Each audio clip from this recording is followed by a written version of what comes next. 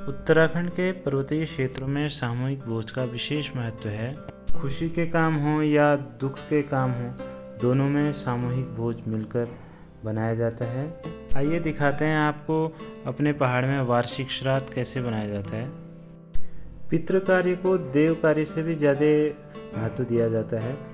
सबसे पहले परिवार के सभी सदस्य नहा धोकर पूजा पाठ करते हैं। उसके बाद सबसे पहले सब्जी काटने की तैयारी होती है।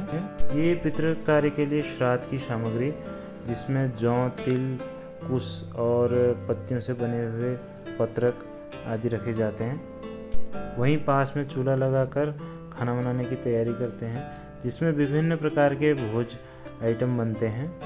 ये अभी चावल के आटे के मीठे पुए बनाए जा रहे हैं, जिसे खूब घोटा जाता है। उसके बाद ये जलेबी के आकार के, जलेबी से बहुत बड़े साइज के पुए बनाए जाते हैं। पितृ कार्य में भोजन बनाते समय धोती पहनकर ही भोजन बनाया जा सकता है। गरम कढ़ाई में इसे जलेबी की तरह डालते हैं। पितृ कार्य में बहुत तसल्ली से भोजन बनाया जाता है। ये देखकर आप अंदाज़ा लगा सकते हैं कि भोजन कितना स्वादिष्ट बनता है।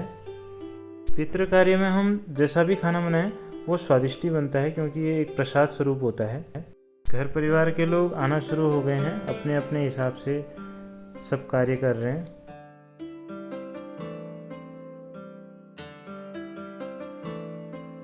इधर रायता बनाने के लिए खीरे को कद्दूकस कर रहे हैं।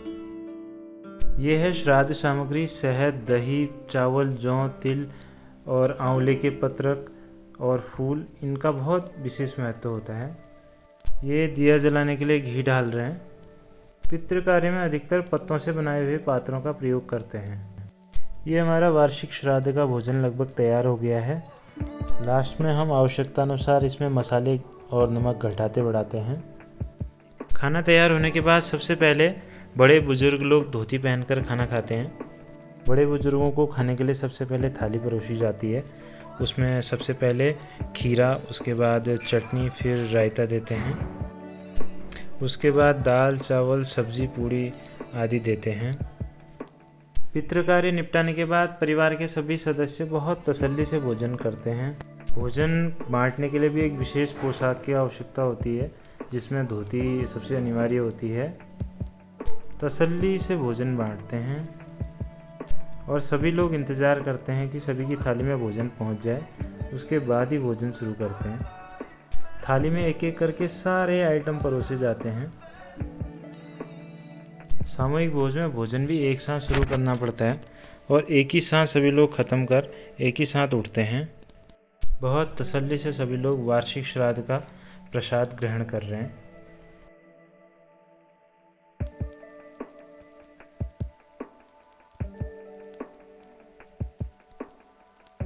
ये वीडियो देखकर शायद आप लोगों के मुंह में भी पानी आ रहा हो, क्योंकि सामूहिक भोज होता ही इतना स्वादिष्ट है। यहाँ पे भी सभी लोग परिवार के सदस्य भोजन कर रहे हैं। ये परिवार के सदस्यों के सुविधा के लिए सेल्फ सर्विस वाला काउंटर लगा दिया है।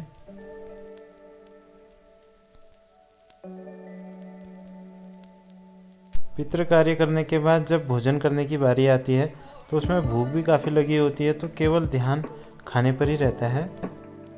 परिवार के सभी सदस्य पूरे मनोयोग के साथ भोजन कर रहे हैं।